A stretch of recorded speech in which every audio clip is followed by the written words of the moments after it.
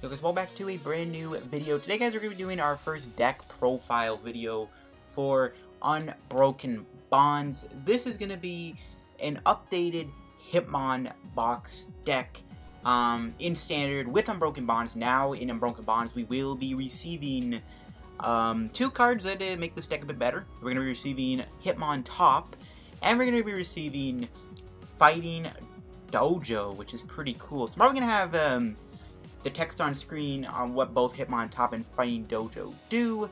But other than that, this is going to be a very fun video. If you guys want to see more deck profiles for Unbroken Bonds, definitely leave a comment and support the video by liking it, if you know, to show that you like seeing these deck profile videos. And if you guys have any other deck profile requests for Unbroken Bonds, definitely put them in the comments, and I am down to do one if you have a good request. Yeah, we're going to be looking at the Hitmon boys today. Before we get in the video, though, of course, gotta give the shout out to the sponsor, Card Cavern TCG. If you guys ever need any PTCGO codes for anything, whether it be packs, GXEX box codes, Elite Trainer box codes, or Theme Deck codes, Card Cavern TCG is the best place to get codes for PTCGO. And when you buy something from Card Cavern, you get to use the discount code LDF.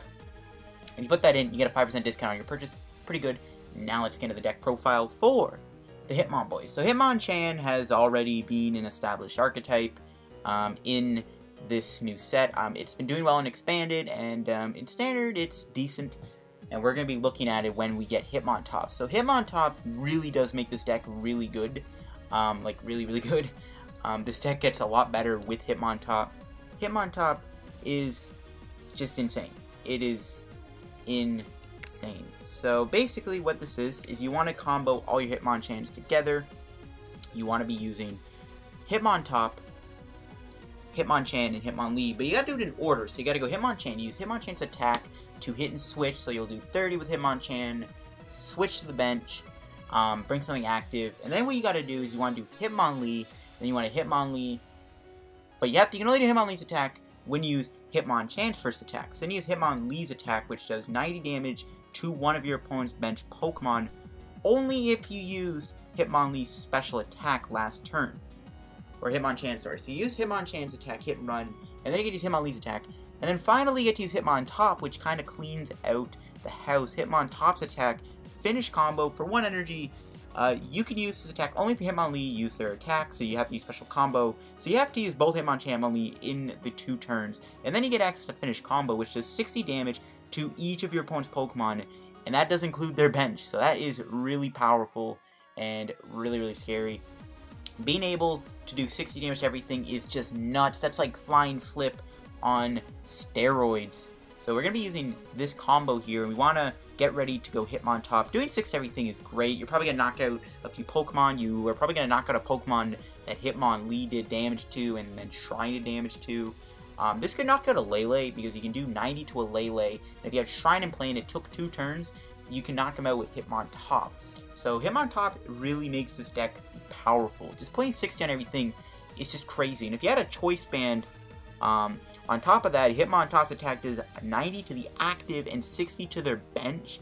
That is just wild. And of course with Diancie, you do 110 to the active. So you can one-shot a Zoroark GX with a Choice Band Diancie, and you can put 60 damage on all the other Zoroarks, which means you should get finished off by Hitmonchan. So yeah, just crazy combo. Hitmontop is really good with this deck. Now again, you do have to do this in order. You gotta go Hitmonchan, Hitmonlee, then Hitmontop. So you have to wait a few turns to do Hitmontop, but I mean, by that time, your opponent hopefully benched a few Pokemon that you get to spread damage to. So we looked at this deck previously. I, of course, didn't have Hitmontop in the deck because it's not out yet. So, very similar list. I played Yveltal's on my list. I played Goomy. I played Shuckle, Buzzwole, Diancie. I've seen some float around that had Pikamiku, Pheromosas, B-String Buzzwoles. So there are different variants of this deck. This is the one that I like the most, because the one that I tested with when I made my video a few weeks ago, and this is like my favorite build of the deck. So the reason why Yveltal's here is because, one, it has a free retreat cost, which is really important.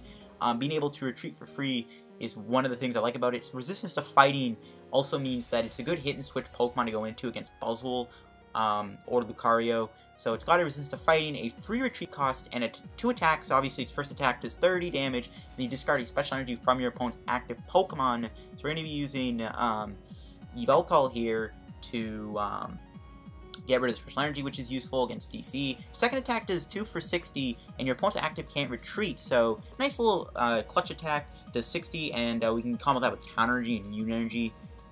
Now, the other two walls are going to be Goomy and Shuckle. Shuckle, pretty self-explanatory. Bring it in the active spot, it can tank a hit because of the ability where it can't be damaged if your opponent has 2 less energy on it. And then, of course, you do have triple poison, which can be useful. I'm also running Goomy. Goomy's just a boss, obviously that ability allowing you to, basically the same as Shuckle. So both Goomy and Shuckle are going to be our two, like, wall-y Pokemon. There's not really many good walls in Standard. There's obviously no Wobbuffet. And we're going to be creating one copy of Buzzwole for the Sledgehammer and Swing Around, which we can use sometimes thanks to Counter Energy. And we are going to be running one Dionysius. That's it for the Pokemon. So obviously some other tech options that you can play.